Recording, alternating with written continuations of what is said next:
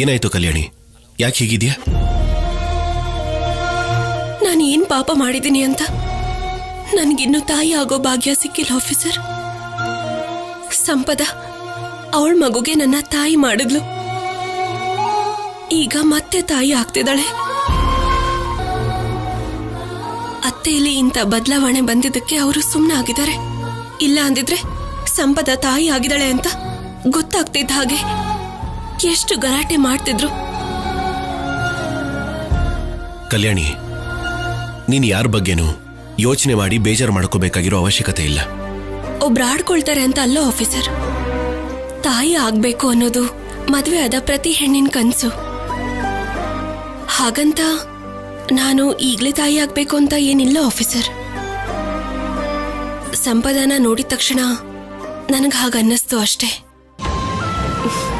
ಆದ್ರೂ ಮೋಕ್ಷ ಇದನ್ನಲ್ಲ ನನ್ನ ಅಮ್ಮ ಅಂತ ಕರೆಯೋಕೆ. ಸಂಪದ ಬಂದಿದ್ದಾಳೆ ಅಂದ್ರೆ ಸಮಸ್ಯೆಗಳು ಶುರು ಆಗುತ್ತಲ್ವಾ? ಹಾಗೆಲ್ಲ ಏನೂ ಇಲ್ಲ ಆಫೀಸರ್. ಈ ಸಲ ಅವರು ನಮ್ ಜೊತೆ ಜಗಳ ಆಡೋದಕ್ಕೆ ಬಂದಿಲ್ಲ. ನನಗೂ ಅದೇ ಅನ್ನಿಸ್ತಾ ಇದೆ. ಆದ್ರೆ ಅವರನ್ನ ನಂಬೋದಕ್ಕಾಗಲ್ವಲ್ಲ. ಅದು ಅಲ್ಲದೆ ಅವರು ನಮ್ಮೋರು ಎಲ್ಲಿಗೆ ಹೋದ್ರೂ ಸರಿ ಅಲ್ಲಿ ಕಾಣಿಸ್ಕೋತಾರೆ. ಅದು ಇದ್ದಕ್ಕಿದ್ದ ಹಾಗೇನಾ ಅಥವಾ ಪ್ಲಾನ್ಡ್ ಆಗಿ ಕಾಣಿಸ್ಕೋತಿದ್ದಾರೆ ಅಂತ ನನಗೂ ಗೊತ್ತಾಗ್ತಾನೆ ಇಲ್ಲ. ಗರ್ಭಿಣಿ ಆಗಿದ್ದೀನಿ ಅಂತ ಯಾವ ಹೆಣ್ಣು ಸುಳ್ಳು ಹೇಳಲ್ಲ ಅಲ್ವಾ? ಅದು ನಿಜಾನೇ ಇರಬಹುದು. ಆದ್ರೆ ಸಂಪದ ಸಿದ್ದುನ ಮದುವೆ ಮಾಡ್ಕೊಂಡ್ಮೇಲೆ ಅವರಿಬ್ರು ಒಟ್ಟಿಗೆ ಎಲ್ಲಿದ್ದಾರೆ ಹೇಳು? ಅವನು ಜೈಲಲ್ಲಿದ್ದ. ನಮ್ ಕೈಗೆಲ್ ಸಿಕ್ಕಾಕೊಂಡ್ಬಿಡ್ತಾಳೇನೋ ಅಂತ ಸಂಪದ ಆ ಕಡೆ ಈ ಕಡೆ ಸುತ್ತಾಡ್ತಾನೆ ಇದ್ಲು. ಅದಕ್ಕೆ ನನಗೆ ಅನುಮಾನ ಬರ್ತಿದೆ. ಯೋಚನೆ ಮಾಡಿ ನಿರ್ಧಾರ ತಗೋಬೇಕು ಅಂತ ದೊಡ್ಡವರು ಹೇಳ್ತಾರಲ್ಲ, ಅದಕ್ಕೆ ಏನಾದ್ರೂ ಟೆಸ್ಟ್ ಮಾಡಿ ನನ್ನ ಅನುಮಾನನ ಕ್ಲಿಯರ್ ಮಾಡ್ಕೋಬೇಕು. ಸರಿ ಆಫೀಸರ್, ನಿಮ್ಗೆ ಅನುಮಾನ ಬಂದಿದೆ ಅಂದ್ರೆ ಅದನ್ನ ಬಗೆಹರಿಸ್ಕೋಬೇಕು.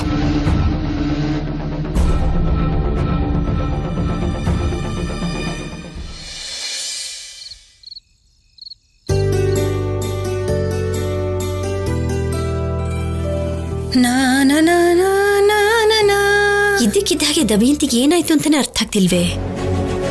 ಹೌದಮ್ಮ, ಯಾಕೋ ತುಂಬಾ ವಿಚಿತ್ರವಾಗಿ ನಡ್ಕೋತಾ ಇದ್ದಾರೆ.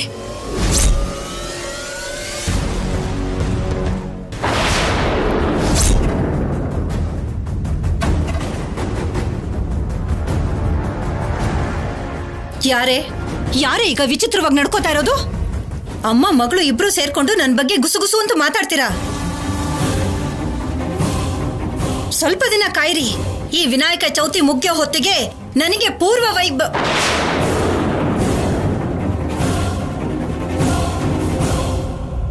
ಶಾಂತಿ ಶಾಂತಿ ಶಾಂತಿ. ಏನೋ ಅವರು ಅಷ್ಟು ಪ್ರೀತಿಯಿಂದ ಹೇಳಿದ್ರು ಆವೇಶ ತಡೆಯಕ್ಕಾಗ್ತಿಲ್ಲ. ನಾನು ವಿನಾಯಕ ಚೌತಿನ ಅದ್ಭುತವಾಗಿ ಮಾಡ್ತೀನಿ. ಅವ್ರ ಆಶೀರ್ವಾದ ಎಲ್ಲ ನನಗೆ ಇರೋದ್ರಿಂದ ನೀವೇನೇ ಮಾಡಿದ್ರೂ ಪ್ರಯೋಜನ ಇಲ್ಲ. ನನ್ನ ಪೂರ್ವ ವೈಭವ ನನಗೆ ಬರ್ತಿದ್ದ ಹಾಗೆ ಆವಾಗ ಮಾಡ್ತೀನಿ ಒಬ್ಬೊಬ್ರಿಗೂ ಕೂಡ. ಅಮ್ಮ, ಅಜ್ಜಿ ತಾತ ನಿದ್ದೆ ಮಾಡ್ತಿರ್ತಾರೆ, ಈ ಟೈಮಲ್ಲಿ ನೀನೇನಮ್ಮ? ಹೆತ್ತ ತಾಯಿ ಬಗ್ಗೆನೂ ಸ್ವಲ್ಪ ಯೋಚನೆ ಮಾಡು. ನಿನ್ಗೆ ಇವಾಗ ಅರ್ಥ ಆಗಲ್ಲ. ಒಬ್ಳು ಮಹಾ ತಾಯಿ ಹೊಟ್ಟೆಲ್ ಹುಟ್ಟಿದೀನಿ ಅಂತ ಆದಷ್ಟು ಬೇಗ ಅರ್ಥ ಆಗತ್ತೆ.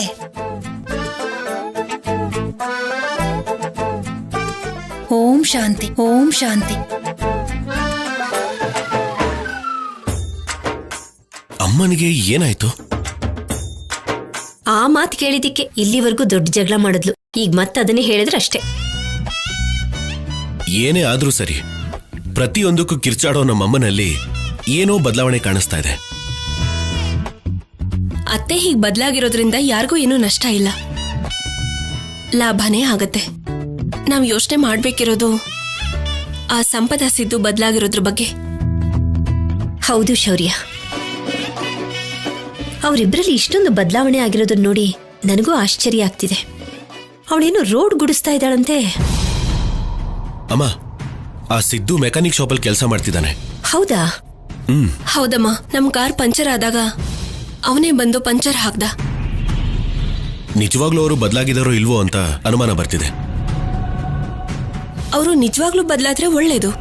ಆದ್ರೆ ಅವ್ರು ಬದಲಾಗಿದ್ದಾರೆ ಅಂತ ನಂಬಿ ನಾವು ಸುಮ್ಮನಾದ್ರೆ ಅದ್ ನಮ್ಗೆ ತೊಂದರೆ ಆಗತ್ತೆ. ಕಲ್ಯಾಣಿ ಹೇಳ್ತಿರೋದು ಕೂಡ ನಿಜಾನೇ. ಅದಕ್ಕೆ ಅವರನ್ನ ಹೊರಗಡೆ ಬಿಟ್ರೆ ಅವರು ಬದಲಾಗಿದಾರೋ ಇಲ್ವೋ ಅಂತ ಗೊತ್ತಾಗೋದಿಲ್ಲ. ಅದಕ್ಕೆ ನಾಳೆ ವಿನಾಯಕ ಚೌತಿಗೆ ಅವರಿಬ್ಬರನ್ನು ನಮ್ಮ ಮನೆಗೆ ಬನ್ನಿ ಅಂತ ಕರೆಯೋಣ. ಹೌದಮ್ಮ, ಅವರು ಹೊರಗಡೆ ಇದ್ರೆ ಏನ್ ಮಾಡ್ತಿರ್ತಾರೋ ಅಂತ ಗೊತ್ತಾಗಲ್ಲ. ಅದೇ ನಮ್ಮ ಕಣ್ಮುಂದೇನೆ ಇದ್ರೆ ಅವರನ್ನ ಅಬ್ಸರ್ವ್ ಮಾಡೋದಕ್ಕೆ ನಮಗೊಂದು ಅವಕಾಶ ಇರುತ್ತೆ. ಒಂದ್ ವೇಳೆ ನಮ್ಗೇನಾದ್ರೂ ತೊಂದರೆ ಕೊಡ್ಬೇಕು ಅನ್ಕೊಂಡ್ರು ಕೂಡ ನಮ್ ಕಣ್ಮುಂದೆನೆ ಇದ್ದಾಗ ಏನೂ ಮಾಡಕ್ಕಾಗಲ್ಲ ಅಲ್ವಾ?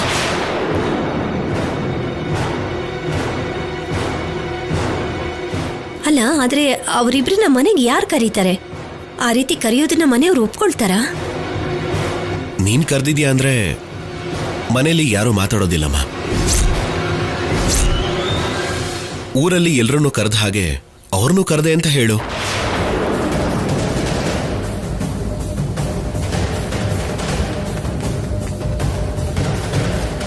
ಸರಿಪಾ, ಅವರಿಬ್ರ ಬಗ್ಗೆ ನಿಜ ತಿಳ್ಕೋಬೇಕು ಅಂತ ನೀವಿಬ್ರು ಅನ್ಕೊಳ್ತಿದ್ದೀರಾ. ಹಾಗೆ ಮಾಡ್ತೀನಿ ಬಿಡಿ.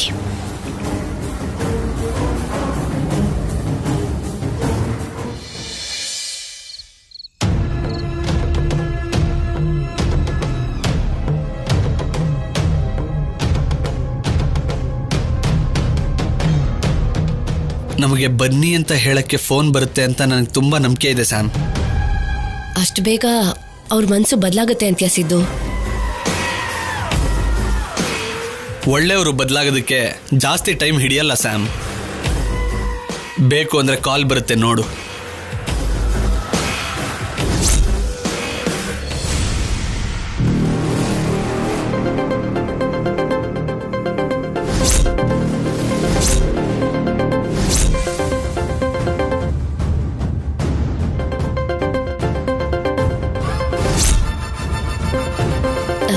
ಹಲೋ ಹಲೋ, ಅನುಪಮಮ್ಮ, ನೀವಾ? ನನಗೆ ನಂಬೋಕೆ ಆಗ್ತಿಲ್ಲ. ನಾಳೆ ವಿನಾಯಕ ಚೌತಿ ಅಲ್ವಾ? ಯಾರು ಇಲ್ವೇನೋ ಅನ್ನೋ ಹಾಗೆ ಯಾಕೆ ಅನಾಥರಾಗಿ ಇಬ್ರು ಇರಬೇಕು?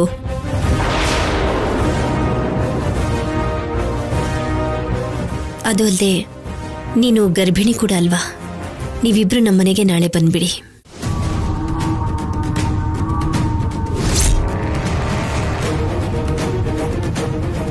ಅಂದ್ರೆ ನಮ್ ತಪ್ಪೆಲ್ಲ ಕ್ಷಮಿಸ್ದ ಹಾಗೇನಾ? ಎಷ್ಟು ಒಳ್ಳೆ ಮನ್ಸು ನಿಮ್ದು. ಮತ್ತೆ ನಮ್ಮ ಮುಖನ್ ಕೂಡ ನೋಡೋದಿಲ್ವೇನೋ ಅನ್ಕೊಂಡಿದ್ದೆ. ಅಂಥದ್ದು ಹಬ್ಬಕ್ಕೆ ಮನೆಗೆ ಬರೋದಕ್ಕೆ ಹೇಳ್ತಿದ್ದೀರಾ? ಈ ವಿಷಯನ ಮನೇಲಿ ಇನ್ನೂ ಯಾರಿಗೂ ಹೇಳಿಲ್ಲ. ನಿಜ ಹೇಳಬೇಕು ಅಂದ್ರೆ ಅವ್ರಿಗೆಲ್ಲ ಹೇಳಿ ನಾನು ಮ್ಯಾನೇಜ್ ಮಾಡ್ತೀನಿ. ನೀವಿಬ್ರು ನಾಳೆ ಹಬ್ಬಕ್ಕೆ ಮನೆಗೆ ಬಂದ್ಬಿಡಿ. ದೇವಸ್ಥಾನಕ್ಕೆ ಬನ್ನಿ ಅಂತ ಕರೆದ್ರೆ ನಾವು ಬರ್ದೇ ಇರ್ತೀವ ಅಮ್ಮ. ಬಂದೇ ಬರ್ತೀವಿ. ಸರಿ, ನೀವಿಬ್ರಿಗೋಸ್ಕರ ಕಾಯ್ತಿರ್ತೀನಿ. ಫೋನ್ ಇಡ್ತೀನಮ್ಮ. ಎಲ್ರೂ ಅವ್ರಂದ್ರೆ ಕೋಪ ಮಾಡ್ಕೋತಾರೆ. ಅನುಪಮ ಅಮ್ಮ ನೋಡಿದ್ರೆ ಬರೋಕ್ ಹೇಳ್ತಿದಾರಲ್ಲ, ಮತ್ತೆ ಏನ್ ಜಗಳ ಶುರುವಾಗುತ್ತೋ.